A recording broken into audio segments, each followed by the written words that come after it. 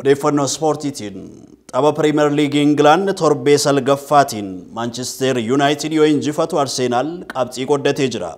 Maanchister Siitiin ammoo gara injifannootti deebi'ee jira. Saamu'eel Addaam dabalata qaba. Tapha Piriimeer Liigii Ingilaandii torbee salgaffaa sanbata xiqqaaf dilbata gaggeeffameen Liiverpuul dirree isaa irratti Evertoniin keessummeessuun galchii 2-0 injifate.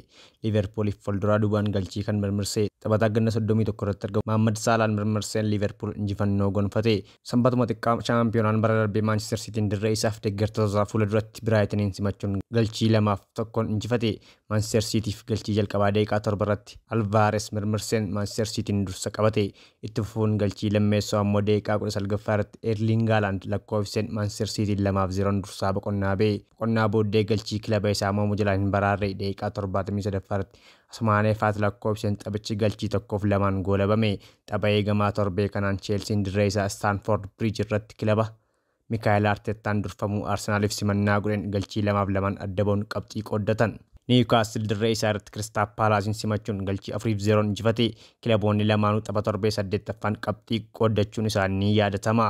Manchester United dirreen ala imaluun Sheffield United waliin morkii taasisuun galchii 2-1 injifatee jira.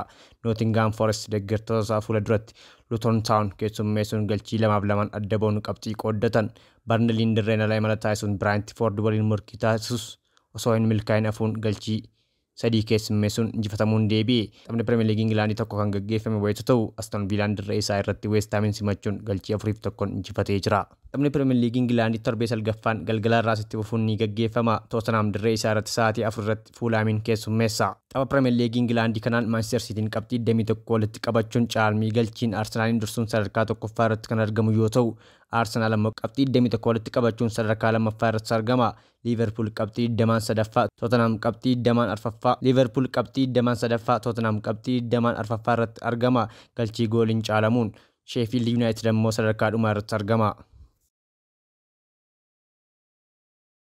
Tapha La Liigaa Ispeen torbee kurnaffaatiin Real Madrid qabxii yoo qooddatu Barceloonaan ammoo injifannoon itti fufee jira. Saamu'eel Addaam ammas dabalata qaba. Tapha La Liigaa Ispeen torbee kurnaffaan jimaata darbe irraa eegaluun kan gaggeeffame wayita ta'u osoo sanaan dirree isaa irratti Giraandaa simachuun galchii 2-0 injifate. Sanbata xiqqaas taphoonni garaagaraa gaggeeffamanii jiru. Maalorkaan dirreen ala imaluun Real Sociedad waliin morkachuun galchii 1-0 injifatamuun deebi'e. Etaafeen dirree isaa irratti Real Betis'n keessummeessuun galchii 1-1 adda ba'uun qabxii qooddataniiru. Sanbatuma xiqqaa Real Madrid dirreen ala imaluun Sevilla waliin galchii 1-1 gargar ba'uun qabxii qooddatan. Seeltaan dirree isaa irratti Atletico Madrid'n keessummeessuun galchii 3-0 injifatan. Kaleessas taphoonni dirreewwan garaagaraa irratti gaggeeffamanii kan jiran yoo ta'u Las Palmas dirree isaa irratti Rayo Vallecano simachuun deeggartoota fuula duratti galchii 1-0 injifatame. Almeeriyaan dirreen ala imaluun Giroonaa waliin morkachuun galchii 5-2 injifatamuun deebi'ee jira. Barceloonaan dirree isaa irratti Atletico Bilbao simachuun 1-0 injifatee jira. Galgala kanas taphoonni torbee kurnaffaan kun itti fufuun kan gaggeeffaman. Galgala kanas taphoonni torbee kurnaffaan kun itti fufuun ni gaggeeffama. Sa'aatii 4 irratti Vaalensiyaan dirree isaa irratti Kaadizin simata. Tapha La Liigaa Ispeen kanaan Real Madrid qabxii 25 sadarkaa tokkoffaa. Giroonaan caalmii galchiin caalamuun qabxii 25 walitti qabate sadarkaa lammaffaa. Barceloonaan qabxii 24 sadarkaa sadaffaa irratti argama. Almeeriyaan immoo sadarkaa dhumaa irratti argama.